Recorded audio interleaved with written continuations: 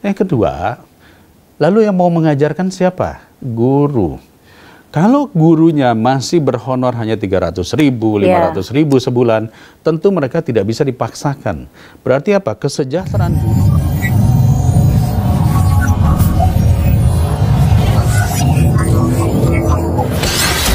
Selamat datang di channel ASN Amawak. Nah, kalau bidang ketenagakerjaan itu artinya output dari pendidikan adalah lapangan kerja. Dan dulu saya pernah membuat sebuah buku juga yang mengatakan bahwa salah satu upaya kita untuk bisa memberikan lapangan kerja atau masuk ke dunia kerja itu adalah pendidikan. Dan pendidikan itu adalah pendidikan yang harusnya sesuai dengan apa yang ingin diambil. Sehingga kita tidak membuang masa waktu katakanlah 12 tahun atau sampai perguruan tinggi kalau ujung-ujungnya kita tidak bisa terserap pada dunia kerja. Betul. Dan ketika di Komisi 10 di dunia pendidikan, saya agak terkaget-kaget ketika melihat bahwa memang dari sisi dunia pendidikan, kita kesempatan masyarakat kita ini untuk menempuh pendidikan itu rata-rata masih di bawah 11 tahun. Artinya tidak lulus SMP. Hampir 60% itu hanya lulusan SD dan SMP.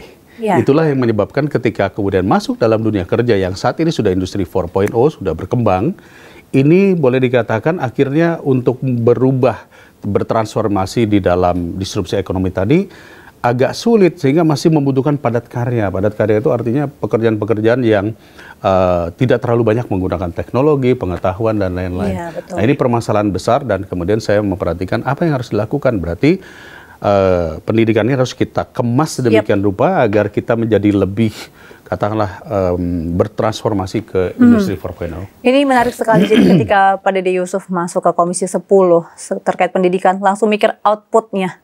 Untuk bagaimana pendidikan kan berarti kita berbicara soal lulusan ya Pak ya? Karena, nah kalau tadi Lisa nanya outputnya Pak, karena begini, ini data juga ya. Banyak sekali sarjana-sarjana kita, lulusan sarjana kita itu, yang kemudian tidak mampu bekerja di bidang yang akan dia masuki. Artinya kelulusannya, ijazahnya itu boleh dikatakan tidak terserap dengan baik. Atau kita sebut saja banyak sarjana yang menganggur. Ini kan sebuah tanda tanya besar. Apakah kita ujung-ujungnya hanya mencari sertifikat, mencari ijazah, atau kita ujung-ujungnya ingin masuk kepada sebuah dunia kerja dengan kesiapan?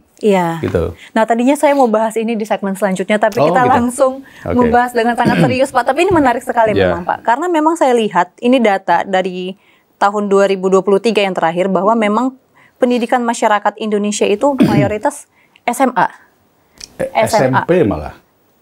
Nah, ini saya dapat datanya, itu data BPS Pak di tahun Maret 2023, itu pendidikan masyarakat Indonesia mayoritas SMA sederajat 30,22%. Nah, namun ini ironisnya malah masyarakat Indonesia yang pendidikannya SMA sederajat dan bisa termasuk SMK, itu malah pengangguran terbanyak di Indonesia lulusan SMK.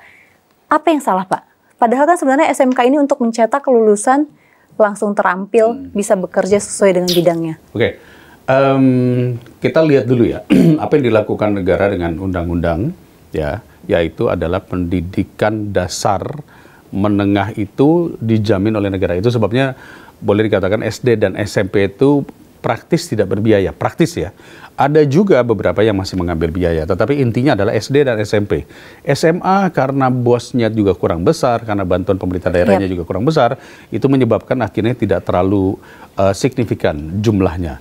Nah, kalau kita melihat itu saja, lulusan SD dan SMP itu hampir sekitar 60%, 58, sekian persen.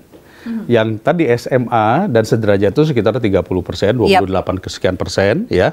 Dan yang perguruan tinggi, yang mengenyam perguruan tinggi itu hanya sekitar 14%-an. Artinya SMA dan SMK ini mestinya inilah yang kemudian bergerak menjadi masyarakat kelas menengah dengan pola pendidikan minimal SMA dan SMK itu mestinya masuk kepada pekerja kelas menengah. Tapi in realita ternyata banyak industri atau banyak lapangan kerja itu hanya mencanangkan yang namanya lulusan SMA atau sederajat. Padahal di dalam dunia kerja yang dikatakan itu, yang ditanya itu adalah kemampuan apa yang dimiliki oleh seseorang untuk masuk dunia kerja. Satu simpelnya begini saja, maaf ya saya bukan ingin ngomongin. Kita tahu dulu pernah ada seorang menteri yang hanya lulusan SMA, SMP malah ya, kemudian mengambil paket C dan menjadi Menteri Perikanan, Kelautan. Tetapi orang tidak nanya lagi dia lulusannya apa. Yang ditanya profesi dan skillnya apa.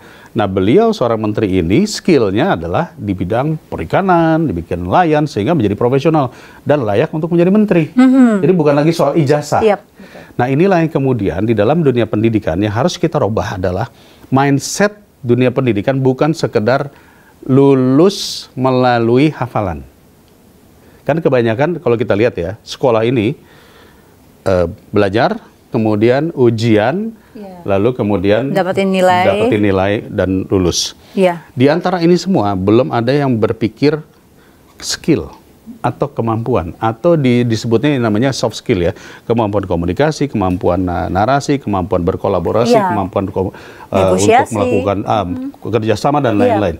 Padahal di dalam dunia kerja yang dibutuhkan itu, bukan sekedar menghafal. Nah, inilah yang kemudian dirubah, dan ketika menterinya masuk, kami semua mendorong agar, apalagi hasil PISA test itu mengatakan Indonesia masih agak terbelakang di bidang numerasi, literasi ya.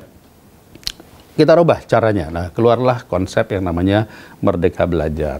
Merdeka Belajar itu mendorong siswa-siswa untuk mengenal yang namanya group discussion, mengenal yang namanya active learning, dan seterusnya, yang kemudian terjadi proses namanya perubahan sistem ya. Tapi kalau kita lihat sekarang, anak-anak sekarang jauh lebih cerdas daripada anak-anak dulu, daripada saya. Dulu saya tidak menggunakan laptop, tidak menggunakan komputer, tidak menggunakan Google. Anak-anak sekarang gurunya ngajar, anaknya langsung lihat Google. Bu, salah bu, bukan begitu. Artinya apa? Kecerdasan anak-anak zaman sekarang dengan gizi yang lebih baik, artinya jauh lebih cerdas. Tetapi yang kurang dimiliki anak-anak itu adalah mengantarkan ke arah yang baik. Berarti yang harus dirubah apa? Guru. Karena guru ini adalah tutor atau pembimbingnya. Nah, guru harus kita lepaskan daripada konsep yang namanya business as usual. Sekedar mengajar, dikeluarkan dari situ agar mereka menuju target yang lebih, katakanlah lebih luas lagi. Tapi Merdeka Belajar ini sudah berjalan berapa tahun berarti Pak? Ya 4 tahun inilah. Apa sejauh ini seperti belum terlihat? Mungkin apakah masih adaptasi atau butuh waktu lebih lama untuk bisa kita lihat hasilnya, gimana Pak? Mungkin butuh waktu lebih lama. Jadi penilai saya selalu mengatakan kepada Menteri Pendidikan, kita harus membagi Indonesia menjadi 3 sub bagian. Dunia pendidikan kita itu ada yang disebut sebagai urban education. Orang yang seperti di Jakarta, orang yang seperti di kota Bandung, Medan, dan sebagainya yang mendapatkan akses dengan mudah. Lalu kita menyebutnya adalah suburban atau rural. Rural itu artinya daerah-daerah kabupaten yang mungkin secara infrastruktur belum maksimal. Dan yang terakhir adalah daerah yang 3T, yang terestrial, artinya yang jauh, yang jangankan akses guru saja kadang-kadang tidak ada. Sekolah saja mungkin tidak layak. Nah, ini yang harus kita bagi, nggak semuanya bisa diberikan yang namanya Merdeka Belajar. Langsung blek, langsung ke situ nggak bisa. Ini harus ada prosesnya. Kalau saya selalu mengibaratkan, kalau kita mau memperbaiki, kita seperti angkat taplak meja. Yang lain harus ikut. Nggak bisa semuanya diangkat satu-satu, sementara akses-akses ini belum ada, kita sebut saja tower-tower GPS belum ada. Berarti ini udah mulai dilakukan juga ini Pak? Untuk sudah, hampir sekitar Merdeka Belajar ini, hampir sekitar 80% sudah diadaptasi dengan baik. Oke, kita akan bahas lebih lanjut pemirsa. Usai jeda tetap bersama kami.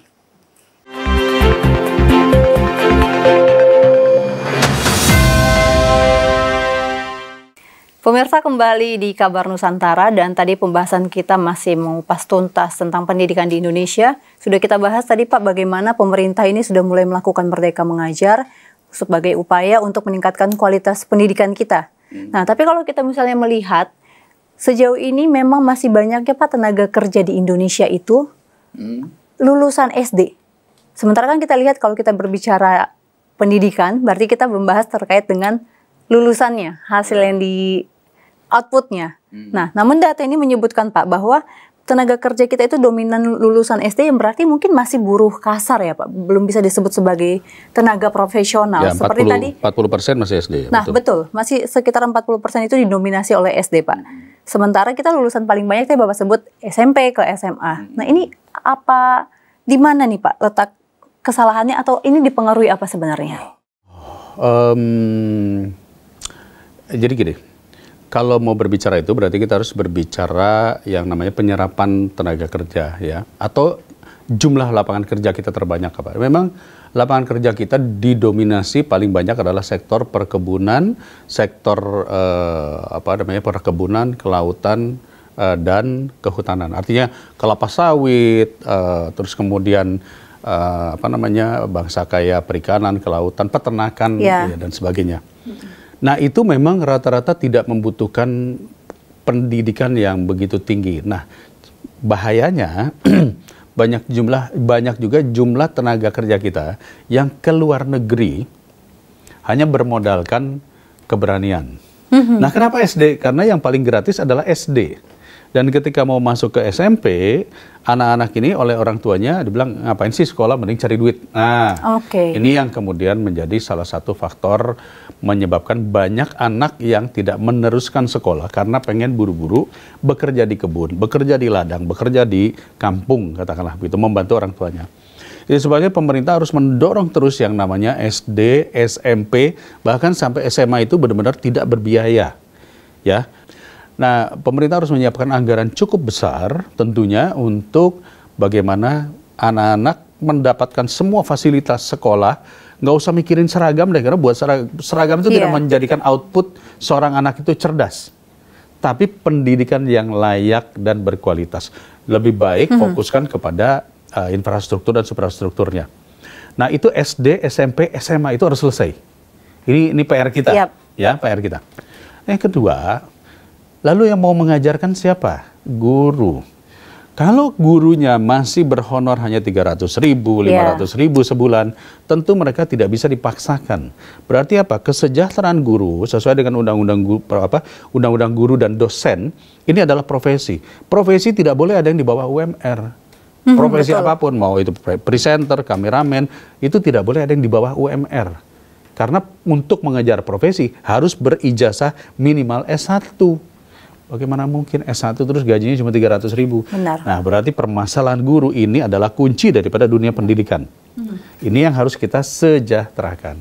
Peningkatan kualitas guru juga termasuk ya Pak untuk menunjang kemajuan pendidikan di Indonesia. Iya, betul. Nah, kalau misalnya kita berbicara tentang guru nih Pak, tapi kenapa lebih banyak hal sekarang untuk Merdeka Mengajar, bahwa guru ini katanya sekarang masih mendapatkan beban administratif seperti ada di portal untuk Merdeka Mengajar yang menyulitkan mereka. Nah, bagaimana nih Pak? Apa untuk guru juga diberikan akan ada kebijakan seperti tadi untuk kita pembagian wilayah pendidikan dibagi menjadi 3? Nah, guru kan juga mungkin ada di bagian di wilayah 3T seperti tadi itu Pak. Ya, tapi kalau guru sih sebetulnya, maaf ya, saya selalu mengatakan guru itu manusia-manusia terpilih. Kenapa? Begitu masuk dunia pendidikan, mereka harus upgrading dirinya. Nggak mungkin sama dengan yang lain. Namanya juga guru. Ketika saya mengatakan saya ingin menjadi guru, ya otomatis saya harus belajar, saya harus buka internet, saya harus melakukan perubahan, transformasi diri. Tadi saya katakan, kalau kita bisnis as usual, pasti kita tertinggal. Dokter saja sertifikat izin prakteknya itu per 3 tahun harus diperbaharui. Berarti dia ikut seminar, ikut kegiatan-kegiatan lain. Nggak bisa dia sama seperti dokter-dokter 10-20 tahun yang lalu. Dia harus mengikuti perkembangan zaman. Nah, memang kalau kita memperhatikan, ketika disebut tadi administrasinya bertambah, menurut saya sebetulnya bukan administrasinya yang bertambah, tapi jam kesibukannya nambah, karena guru selain administratif, dia juga punya bisnis online, dia juga punya kegiatan lain, mengajar les, dan lain-lain. Jadi ketika ada beban tersebut, ada beban tambahan. Nah, ini kami juga sudah meminta agar pemerintah melalui Kemendikbud melakukan sosialisasi terus-menerus terkait dengan upgrading ini, upgrading skill. Ya, memang kalau administratif jangankan guru, kadang-kadang kita aja sekarang ada beberapa fraksi-fraksi di DPR yang mewajibkan anggotanya harus melaporkan secara online apa yang dia lakukan, apa yang kegiatan-kegiatan terus dilaporkan. Ya kalau dikerjakan sendiri jungkir balik juga pasti, ya kan? Di satu sisi kita harus tampil, perform dalam RDP, dalam rapat kerja, datang ke daerah. Itu sebabnya kita butuh tenaga ahli. Nah, guru tidak punya tenaga ahli. Dia harus mengerjakan sendiri, dia harus ngajar. Jadi memang masalah waktu ini perlu kita berikan, kalau menurut saya, relaksasi. Kami sudah minta kepada Menteri, tolong relaksasi jam mengajar itu juga diberikan ruang agar dia punya me time. Berarti harus ada tenaga kerja tambahan untuk guru, Pak? Sebetulnya bukan itu. Jam mengajarnya jangan terlalu banyak. Nah, kalau jam mengajarnya tidak terlalu kan banyak 40 berarti jam. Dalam satu minggu harus 40 jam. 40 jam itu kalau dalam satu minggu berarti kita sebut saja mungkin 6 hari. 6 hari. Ya. Berarti kan kurang lebih berapa tuh? 7 jam ke 8 per ya. hari. 7 jam per hari beliau ngajar, lalu kemudian mungkin dia les dulu, mungkin apa ya. Mungkin me time-nya akan menjadi kurang ketika dia harus berhadapan dengan komputer 2-3 jam tambahan. Mungkin yang jam mengajar ini harus kita kurangi, tidak harus 40 jam. Sistem ini yang merupakan sistem yang harus kita perbaiki dengan baik-baik, tidak dipaksakan, supaya tidak terjadi beban, tidak terjadi stres, pressure, yang mengakibatkan akhirnya guru give up. Tetapi angka kesejahteraan juga harus kita tingkatkan. Berarti Komisi 10 harus benar-benar mengawal nih Pak, bagaimana kesejahteraan guru ini harus berhasil, karena sejauh ini mungkin ini masih sering disuarakan. Itu PR paling penting adalah kesejahteraan guru. Dari diskusi kita ini saya jadi makin